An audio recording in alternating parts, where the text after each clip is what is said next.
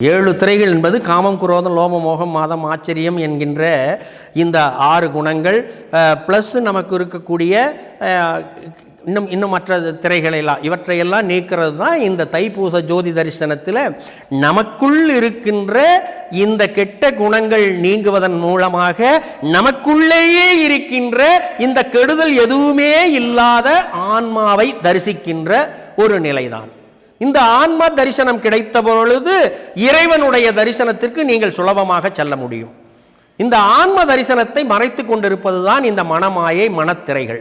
மனத்திரைகள் தான் நமக்குள் இருக்கின்ற கோபம், காமம், கோபம், மோகம், மதம், ஆச்சரியம் என்ற இந்த 7 வித தீமைகள் நம் மனதை இறைவனோடு இறை தரிசனத்தை, ஆன்ம தரிசனத்தை காண முடியாமல் தடுக்கின்றது.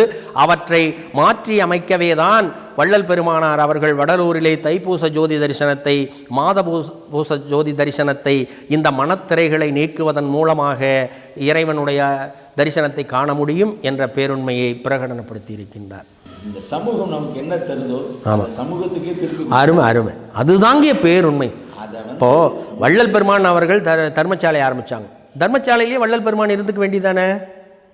ஏன் போய் அவர் சித்தி வளாகத்தில் இருக்கிறாரு?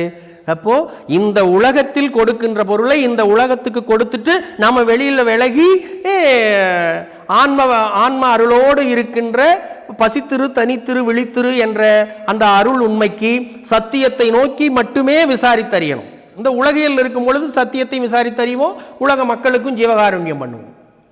அப்போ ஜீவகாருண்யம் என்பதனுடைய தொடக்கம்தான் எதுவும் அற்ற எல்லாம் உற்ற அருள் நிலைக்கு செல்லுவதற்கு ஏதுவாக அமைந்திருக்கின்றது என்பதுதான் வள்ளல் பெருமான் நமக்கு வழங்கி இருக்கக்கூடிய பேருண்மையாகும்.